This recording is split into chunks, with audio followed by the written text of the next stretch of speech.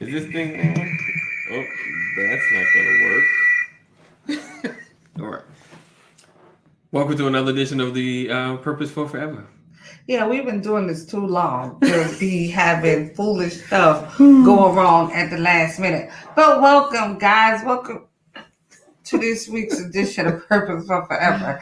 As you can see, this might be an interesting show, but we thank you in advance for your time.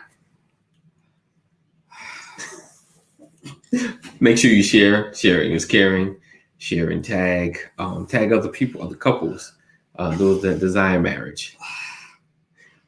Just to be a part of this amazing conversation. So I'm excited. Do that. I'm excited to be here with my wonderful wife, Samantha. Thank you guys. So like I said, make sure you share. Sharing is caring. All my replay viewers, thank you for watching. Put hashtag replay so we know that you've seen it after we were off. As well as that's it. So today we're talking about does love cover a multitude of faults? All right. So we're gonna get into that right after this. Uno momento, por favor. Me and you together, our purpose for forever. Won't let nothing ever tear us apart. Me and you together, our purpose for forever. Won't let nothing ever tear us apart. Me and you together, our purpose. This episode is brought to you by StreamYard. Ready to go live? Go to bit.ly/StreamYard BOL. That's bit.ly/StreamYard BOL. This episode is also brought to you by Self. Build credit now. Go to bit.ly/now build credit. bit.ly/now build credit. Welcome back. Welcome back. So today we're talking about does love cover a multitude of faults? So I mean, this conversation kind of came out of a lot of different discussions we was having today. One of them mainly we're in probably multiple marriage groups and things of that nature. And one of the questions I put up, was specifically concerning what do you see good in your husband? And I think when I did the post, a few started off good. Some were like they try to tell great things, but for the most part, then they start covering the bad stuff. Can you allow the good in your spouse to not can the bad in your spouse outweigh the good, where it overshadows any good that your spouse may do. And we're going to be talking about that and other things. What? It wasn't, I didn't know that I had the flow. I didn't realize we were just shifting right over. So yeah, so he put up this question. I think it was like, ladies, tell me, I think it was like one good thing about your husband. That's kind of what the post said. And immediately, like, women started with the, oh, he do this, oh, he don't do that, he don't do this. And I was like, dang, and it's like comment after comment. Like we start just off with the bad. Then it's like, oh, yeah, but I love him. Or, oh, he don't do this, he don't do that, but he work and he provide. So I love him. Oh, one lady was like, oh, like he's horrible, but he's abusive and manipulative, but he pays all the bills and I think he's good with the kids or something. And she was like, so I hold on to those parts. And so just kind of reading a lot of the responses, one, I was just like, okay, so when you say, tell me the good, like, shouldn't the good just come out? Do I have to preference the good with all of the bad? Or do I have to follow up the good with all of the bad? Like, the Bible says love does not keep score. Love doesn't keep a record of whatever, in the world or the secular, whatever we say, love is blind. Right.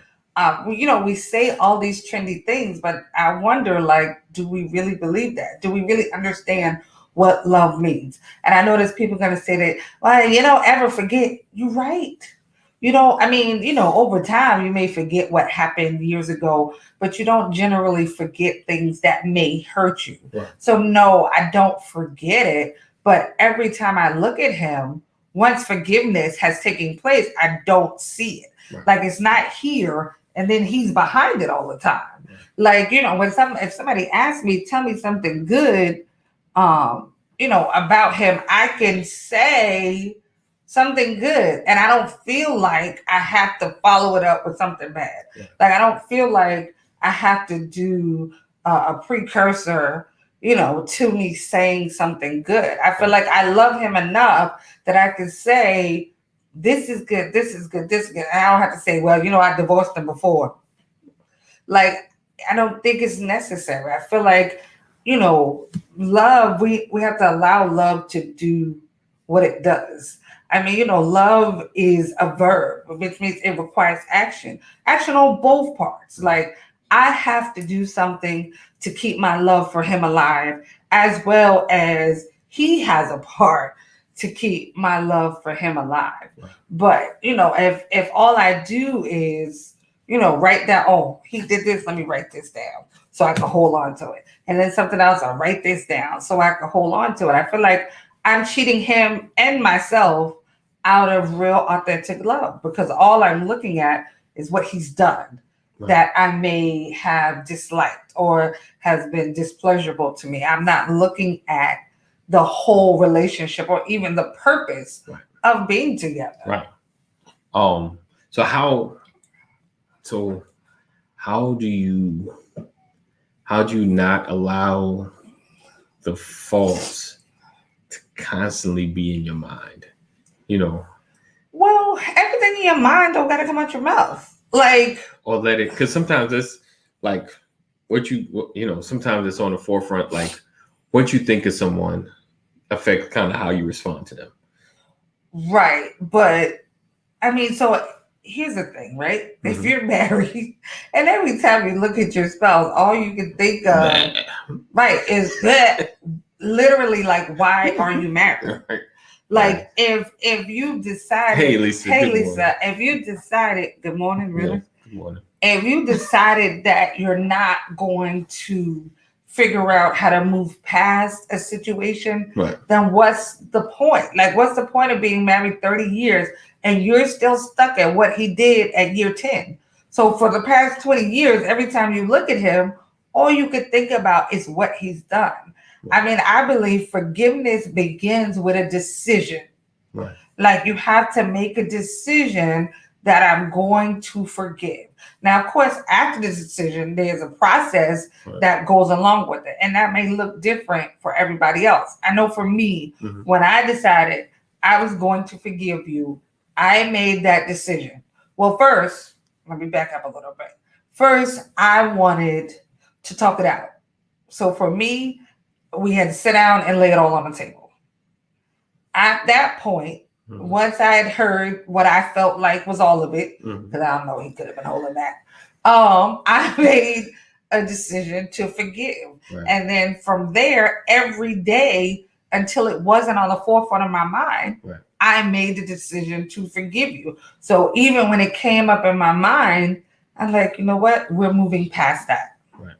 You know what? We're moving past that. And then there's been times where, you do something and I'm like, he did that before and I didn't like it. But instead of holding that thing, right. I come to you and be like, okay, I understand we're on a different path. We're trying to go somewhere different.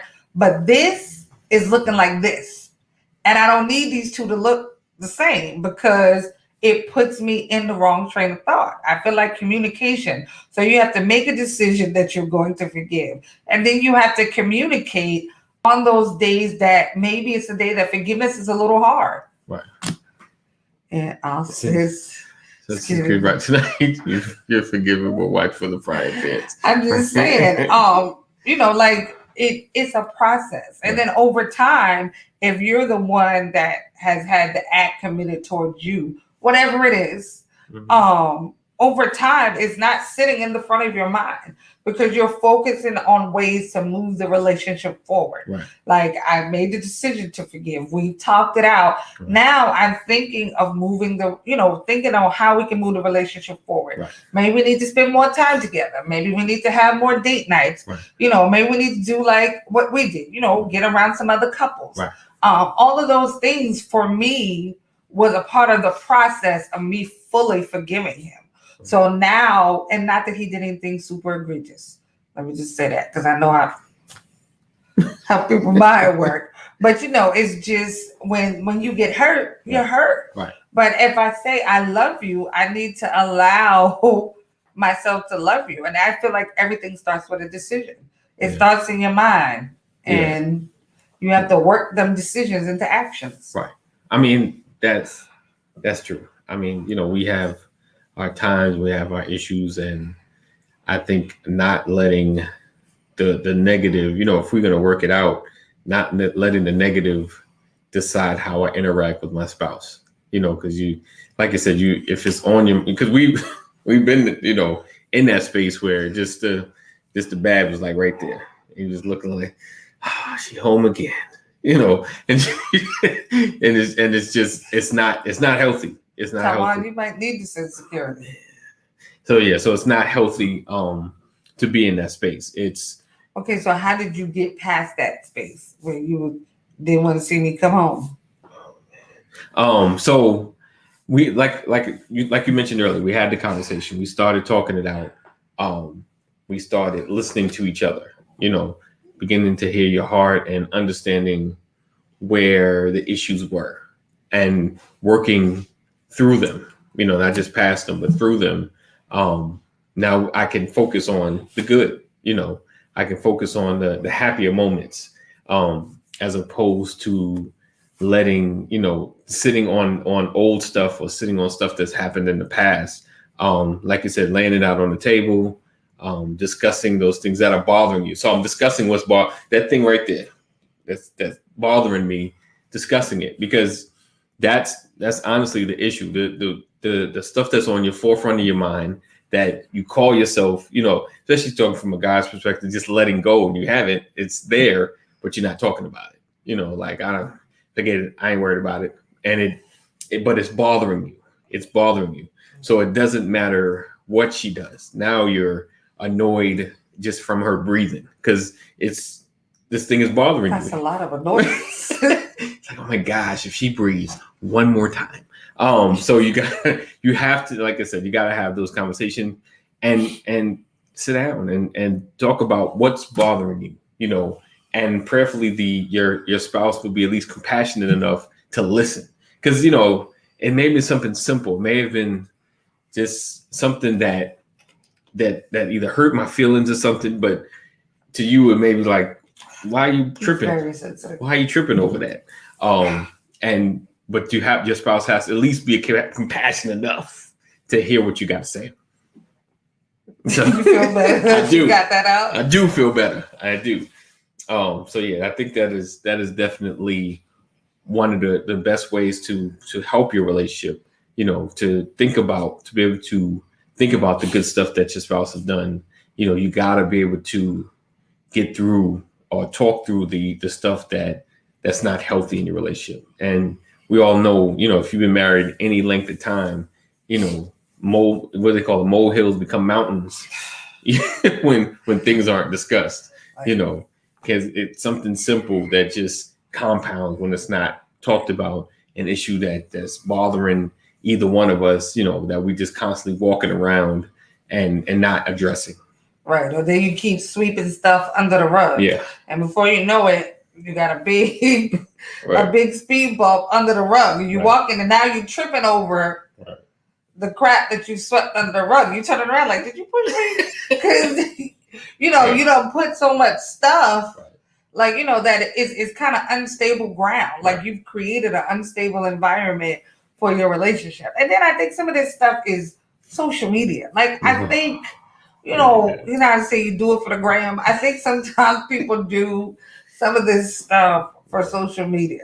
Like they some of the things they say, some of the stuff they put. I think it's just for social media. I mean, like, because who in their right mind would really like deal with some of this stuff? Like, I don't know.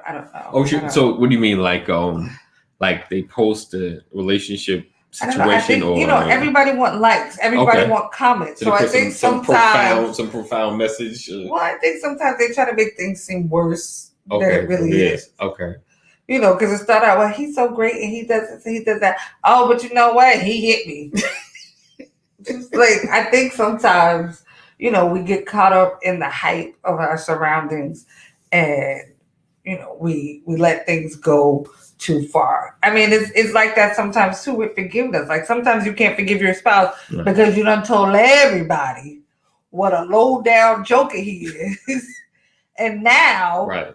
now you got to keep that lie alive. So when people around, you like, you got to keep trying to perpetuate Right. foolishness Right. because of what you told people. So I think sometimes people just get caught up in the hype Right. of, just the outside instead of really focusing on your relationship and, and being happy in your relationship. Right. Like the ball and chain, the old, that's my old lady. Like I don't want to be nobody's old lady. I'm not the old lady. Never be my old lady. No, that just sounds like somebody that you don't even want around. Right. Like who want an old lady around with them? I mean, I think, I think so. Like marriage doesn't have to be, drab. Everything doesn't have to be about what's done to you or what's happened. Like if you live before you die, at some point somebody is going to disappoint you. Somebody is going to hurt your feelings. And it might be inadvertently. It might not be on purpose. Sometimes you're just extra sensitive. You need to step outside of yourself and look at the situation from a different viewpoint. Everything isn't what I did to you. Sometimes this is just something I did and you don't like the outcome of it, or you don't like, whatever, where you stood in the situation, but it's not something I did to you. What you mean? But, so like we married, say, I don't know, I go and buy a $700 something. Okay. Right. So I took the money, I went and bought whatever.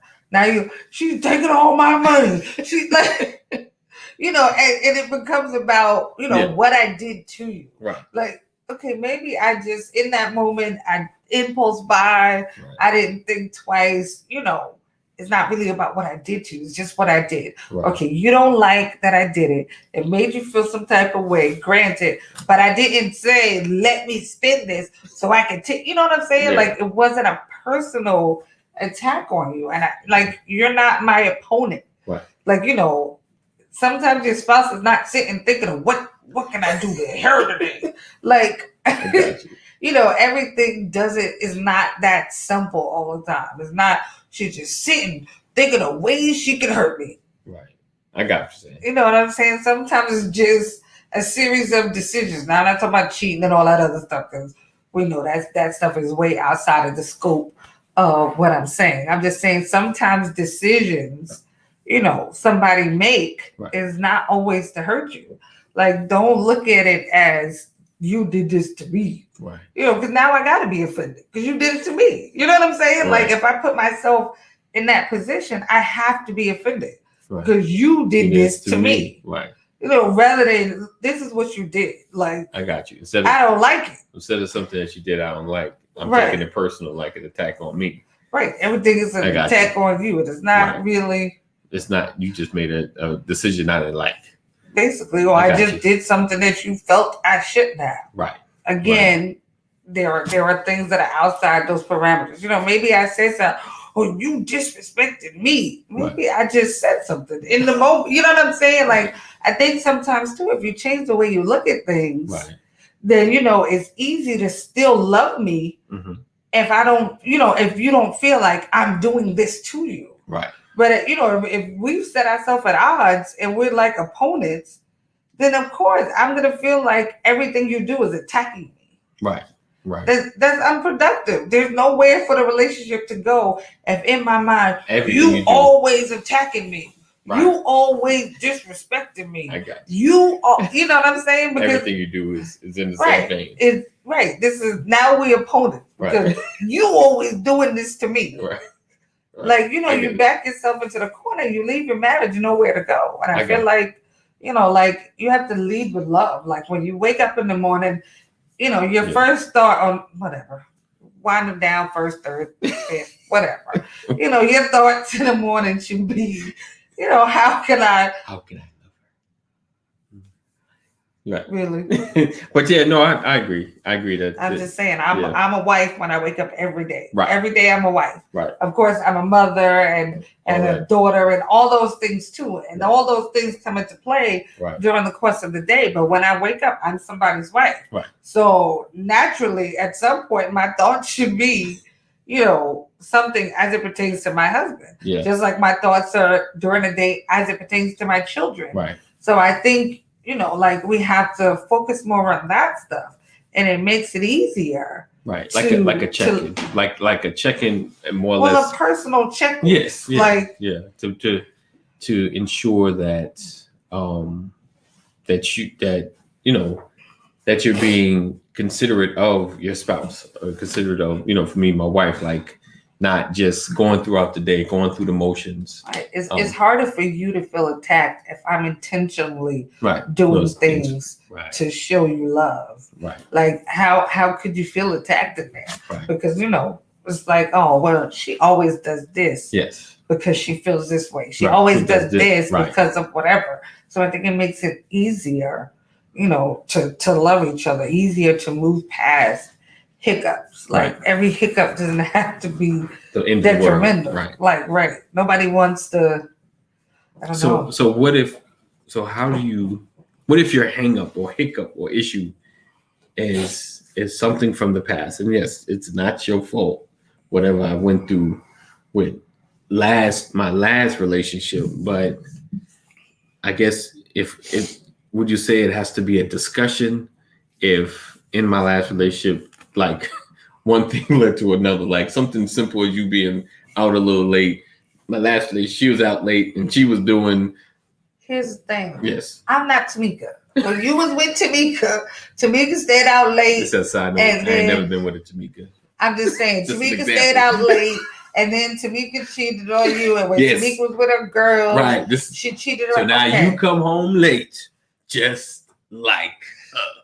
But the same way, when I look at you, I see Anthony. Right. I need that same level of grace. When you look at me, I need you to see Samantha. Right. Now, of course, if I know that's your hang up, because I love you, I'm going to try.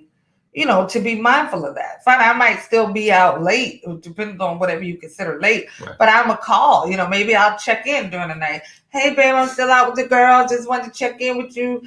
Or send you a selfie. Look, me and the girl. There's little ways that you can kind of, check in with each other, try to ease the tension. But at the same time, like, what year are we still holding on to Tamika? Because we're in year 8. See, it's too long. You need to go on and get back with Tamika. I just feel like at that point, if you're not willing to be present in your current relationship, you need to go back to the old one. I'm not going to be for 10 years making up for what Tamika did to you 10 years ago. Like, that's totally unfair. Okay, so like maybe 1 or 2, year 2, 1 Well, like 2. I said, in the beginning, if I know it's an issue, I feel like, you do little things to try to, ease into it. But at the end of the day, I'm Samantha. Like, you have to allow people the chance to be them. And I get, we go from one relationship to the next. Right. And sometimes there's some residual baggage, some residual hurt.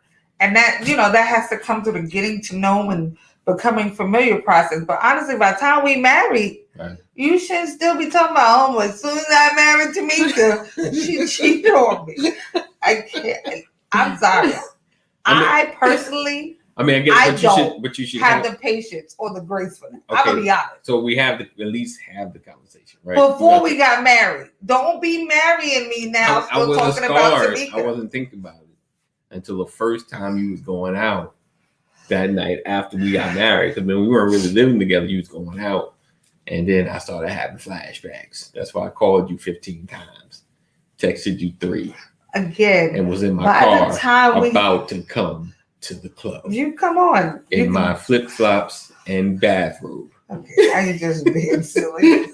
I'm just saying, at some point, by the time you're married, like I should have earned enough of your trust. Right. Like, our relationship should be solid enough that we can. That I'm showing I'm not. Right. We can move past some of these things because you can't, I don't know. I feel like love is so big, you can't put it in a box.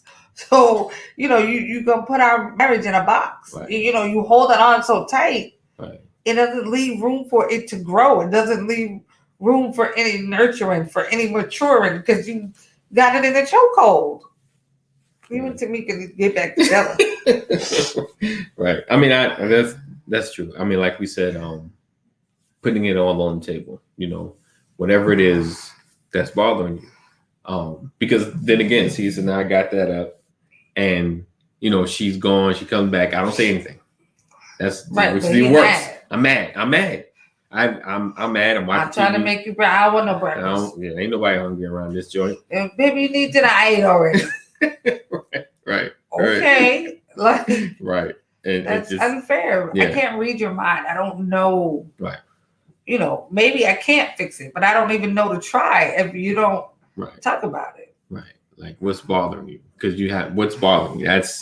That's what should be discussed. Like if it's bothering you, I mean, even and I'll say this, like I probably said this before, but never negate how you feel. And what I mean, like, so sometimes you get feelings like, man, it's silly. Why am I even feeling, Hold on. I don't know if I agree with that.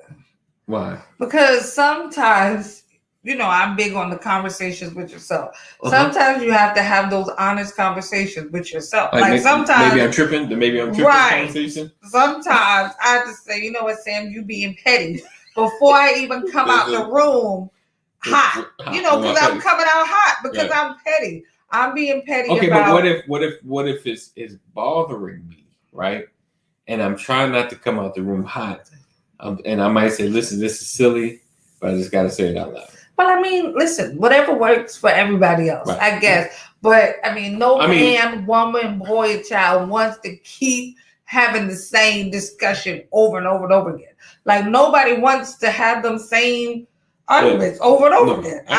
Nobody don't want you to keep busting out the room, every Tuesday because on Tuesday, instead of eating tacos, he like nachos and somebody, you know what I'm saying? Like something so. Tamika cheated on Tuesday. Or whatever. No, I get it. I'm just saying nobody wants to feel like they're having the same fight. Right. Over and over again. And over like Groundhog Day. Nobody wants to do that. Right. So like sometimes you have to figure out a way to collect yourself together. Right.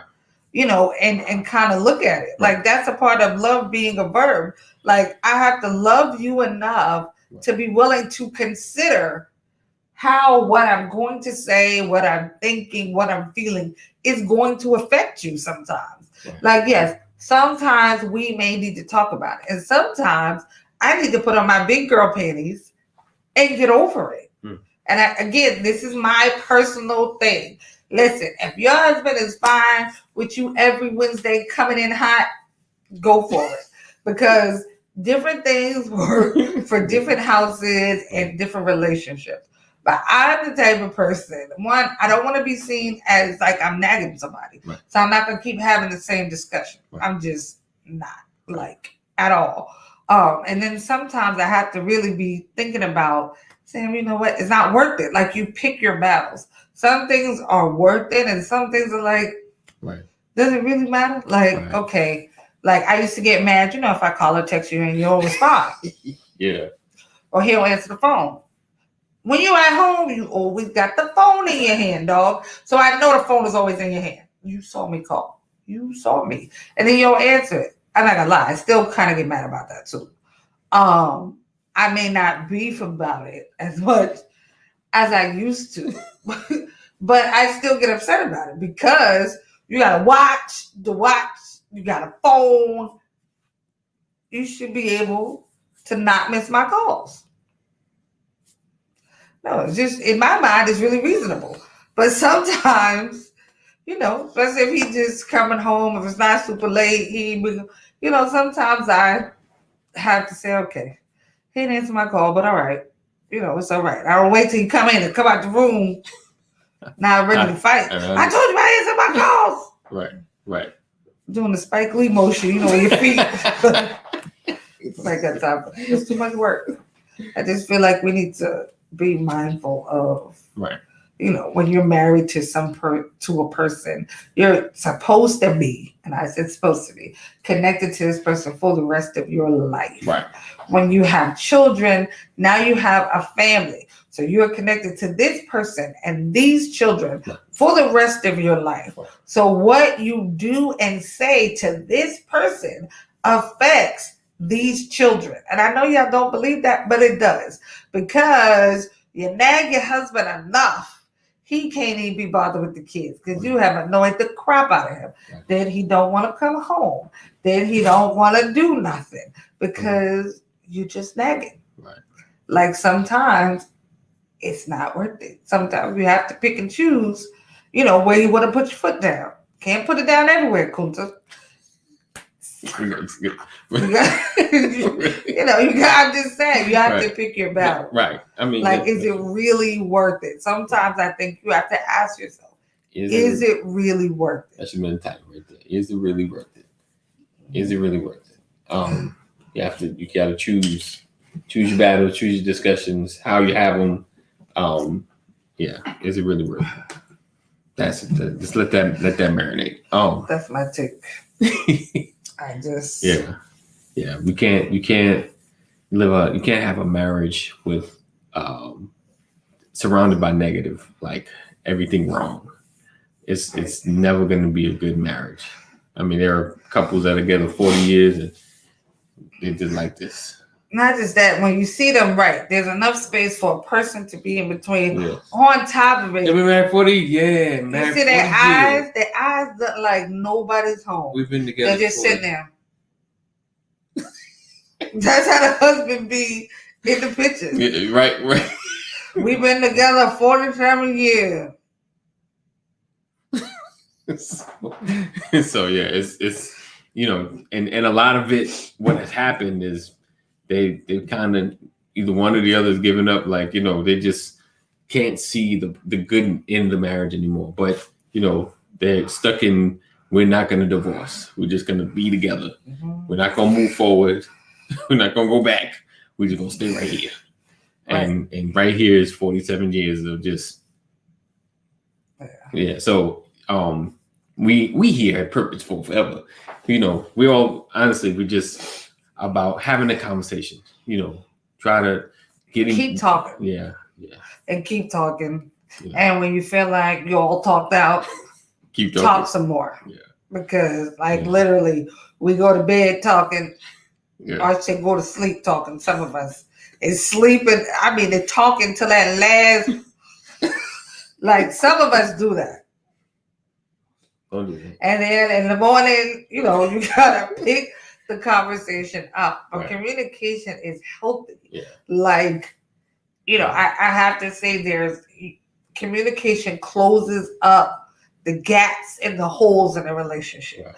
If you're talking about everything, if you're communicating about everything, there's no room for anything to slide in. Right. There's no room for lies to slide in because you've already talked about it. There's no room for mistrust because we talked about everything. Right. There's no room for infidelity because we're talking, we're communicating, we're staying on the same page. We're discussing what we want, what we expect, what we like, what we don't like. Right. It makes it harder for things to creep in your relationship because the communication will plug it. Yep. Plug the holes. Yep. When if there's a lie here and y'all can talk it out, whole plug. Right. But if you don't talk it out and you just mad about him being a liar, Right. guess what? He continues to be a liar. Right. And then even when he's telling the truth to you, he's still a liar. Yeah, but a lie. Because you've never had the conversation. Right. That's it in a nutshell. That's it. So we appreciate you guys hanging and rocking with us on this edition of Purposeful Forever. If you're watching this on replay, be sure to share it as well and put #replay. We look forward to. Okay, so in July we have some great things coming up for you guys next month. As you can see, he's having an attack of something. I don't know what it is. So we got some great things coming up in July. We're gonna do another wives' night, a husband night. Probably gonna do a trivia night. Have a little fun for a little while. So we have all that coming up, and then in August again, Yes, we'll be celebrating birthday year number 2. Oh, I don't know birthday. why he said that has nothing to do with Purposeful Forever. It's a birthday. Anyway, stop. In But August, we'll be yes, celebrating 2 years. year number 2, 2 years. going strong. And I know we missed a couple of weeks on our lives or whatever, but we are ever busy Yes. outside of the Facebook world. Yes. My AV dude, he doesn't put up all the pictures or some of the great things we do, but we are communing with our community and our couples. We are doing lots of things together, having lots of conversation, making lots of connections. So there is a lot going on the other side of the camera. So hopefully we'll be able to bring you guys into some of those things as they come up. So we're working on that. My AV guy though, he's a little janky sometimes. But we thank you guys for your support. We thank you guys for hanging in there with us, and watching and commenting and liking all the pics and all that stuff. Definitely. We definitely appreciate it. Yes. Without you, there would be no us. I've always wanted to say that. I don't know why. So love intentionally. Love unconditionally. Love on purpose. Peace out. I can find that. That's not it. No, that's not it either. There we go.